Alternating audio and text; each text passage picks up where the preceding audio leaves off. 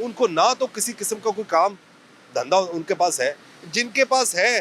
تھوڑا سا مال یا کوئی تھوڑے سے پیسے ہیں, وہ اپنی زندگی ایسے انداز سے گزار رہے ہیں. لیکن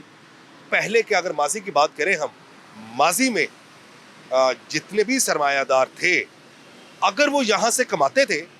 وہ یہاں کے لوگوں پر انویسٹ بھی کرتے تھے,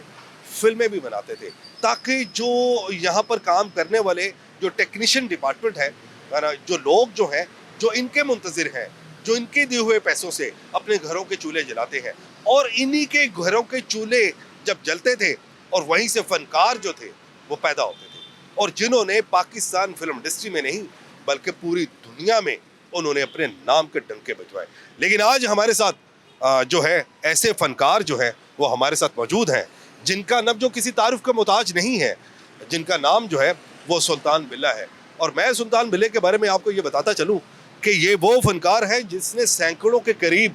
ایسی موویز پر کام کیا, جنہوں نے ایسے سے رول ادا کیے, جنہوں نے سلطان رہی کے ڈپلیکیٹ رول ادا کیے, جنہوں نے لا تعداد رول ایسے ادا کیے. لیکن آج جو ہے وہ ایسی تنگ دستی کی زندگی گزار رہے ہیں جو کہ ناقابل برداشت ہے. آج ہم اپنے اس فنکار سے آپ کی بات کرواتے ہیں کہ ان کا اس حوالے سے کیا کہنا ہے, کیونکہ ایک باری اسٹوڈیو تھا,